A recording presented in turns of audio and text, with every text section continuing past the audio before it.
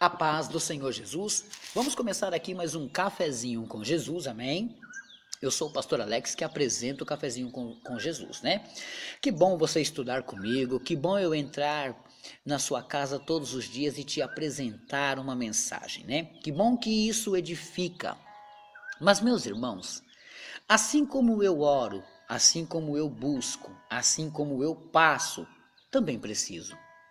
Então eu apresento o pastor Alex aí, meus irmãos, porque grandes são os projetos, grandes, né? Só que também, meus irmãos, eu estou sempre precisando de ajudas também. Então, o que eu peço para você? O sucesso do cafezinho é você divulgar mais e mais para as pessoas, para que elas possam aprender também. Amém? Bom, recadinho dado, né? Nós estamos estudando hoje é o quarto áudio, quarto estudo, em busca do caráter, né? Não significa que eu estou chamando você de mau caráter, não. Estou dizendo que às vezes as pessoas aqui não sabem o que significa isso, né? Então, como é que se forma um caráter, né? Eu escolhi, meus irmãos, o capítulo 5 de Mateus, onde ele vai falar 6 qualidades importantes que eu acredito que vai dar para você montar o seu caráter. Então, nós já começamos falando da humildade, baseado em Mateus 5:3, e também eu dei uma lida em Filipenses 2:3.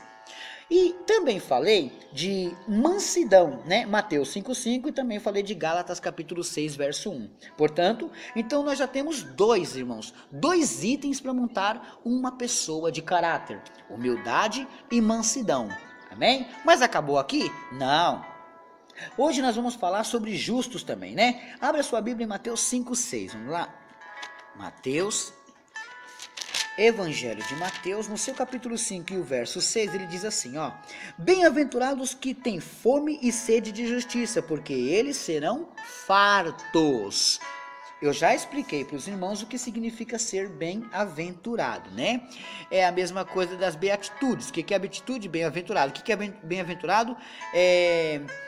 Por exemplo, como que diz assim, ó, feliz é aquele, tal, entendeu? Então vamos dizer assim, ó, feliz é os que têm fome e sede de justiça, porque eles serão fartos. Você já percebeu que muitas pessoas são injustiçadas? Acontece muita coisa com elas, mas calma lá, a Bíblia diz que você será abençoado. Então entenda que você, quando está sendo injustiçado, não procure injustiçar a outro, não. Você está acabando de perder o seu galardão, a sua bênção. Então não faça, não pague com a mesma moeda. Mas quando você for injustiçado, calma, Deus terá uma vitória para você. Então, quando nós estamos aprendendo em busca do caráter, nós estamos falando do justo. Mateus 5:6, ele está dizendo assim, ó: feliz os que têm fome e sede de justiça. Por quê? Porque eles serão fartos. Eles serão fartos disso. É uma maravilha essa promessa de Deus, porque ela vai se cumprir. Tá entendendo? Mas eu quero que você abra sua Bíblia em Hebreus também. Vamos lá. Hebreus, no seu capítulo 11, e no verso 4, ele diz assim, ó: pela fé, ofereceu a Deus, pela fé, Abel ofereceu a Deus maior sacrifício do que Caim, pelo qual alcançou o testemunho de que era justo, dando Deus testemunho dos seus dons, e por ela, depois de morto, ainda fala. Como assim depois de morto ainda fala? Vou explicar. Primeiro eu vou começar aqui, ó. Pela fé, Abel. Quem foi Abel? Talvez algumas pessoas não sabem, né? Mas Abel foi o irmão de Caim.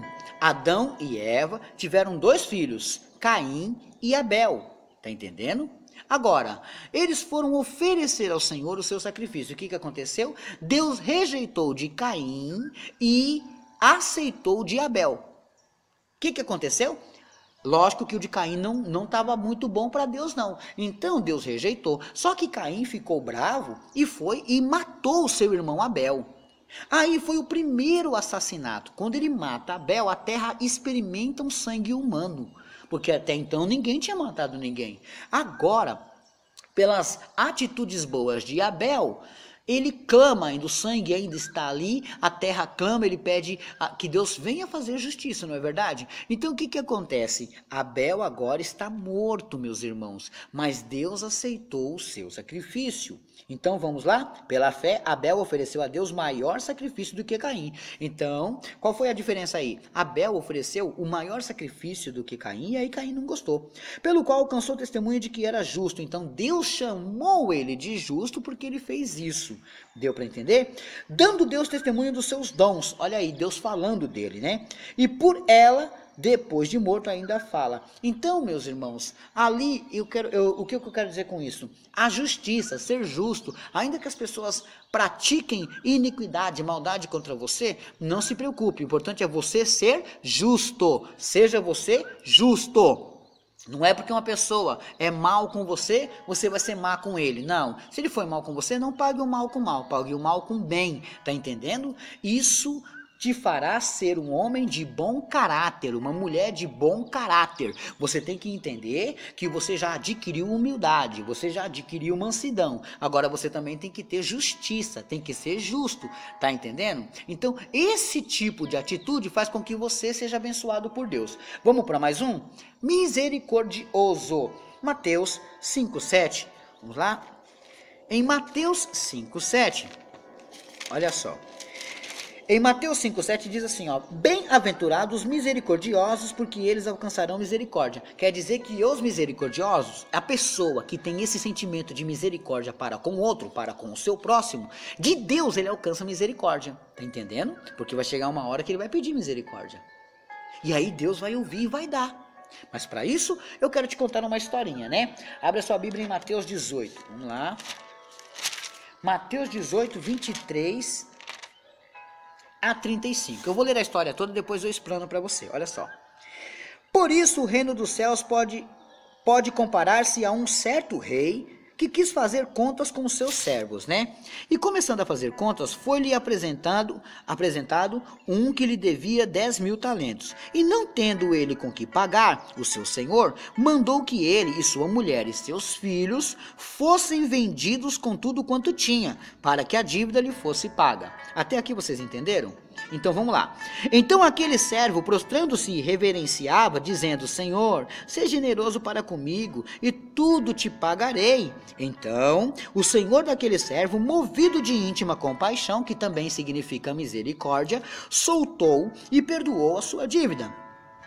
Verso 28, saindo porém aquele servo, encontrou um dos seus conservos que lhe devia 100 dinheiros, e lançando mão dele, sufocava-o, dizendo, paga-me o que me deves. Então, o seu companheiro, prostrando-se aos pés, rogava-lhe, dizendo, seja generoso comigo, e tudo te pagarei. Verso 30. Ele, porém, não quis, antes foi encerrá-lo na prisão, até que pagasse a dívida. Agora, verso 31. Vendo, pois, os seus conservos o que acontecia, contristaram-se muito e foram declarar ao seu senhor, o rei, tudo o que se passara.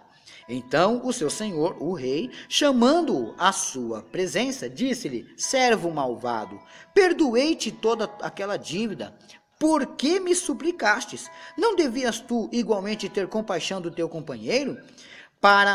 Como eu também tive misericórdia de ti, olha aí a palavra misericórdia.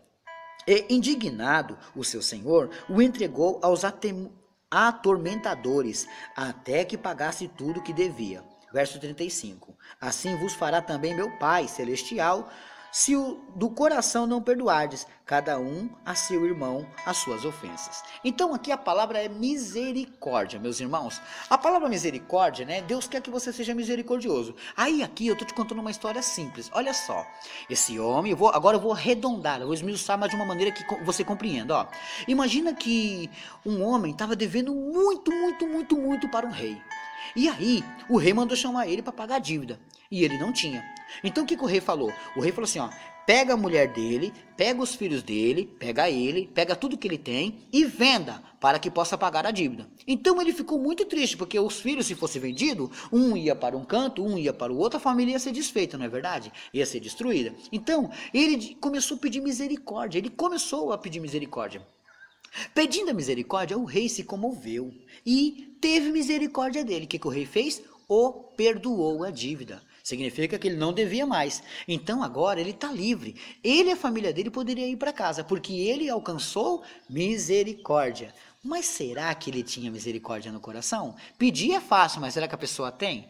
Essa é a lição de hoje para você, né? Para ter um bom caráter, meus irmãos, você pode até querer que as pessoas sejam humildes com você, mas você tem que ter humildade. Você pode querer mansidão, mas você também tem que ser manso. Você pode querer que as pessoas sejam justas com você, mas você também tem que ser justos com elas. E aqui o caso é que ele queria que o rei tivesse misericórdia dele, mas ele não foi misericordioso. Então, ele saindo para fora, encontrou alguém que estava devendo ele. O que ele fez? Segurou o homem, apertou ele pelo colarinho e falou: você vai me pagar. Chamou a polícia e prendeu ele. Então o rei, sabendo disso, castigou ele, chamou a atenção dele e disse: agora você vai ter que pagar essa conta.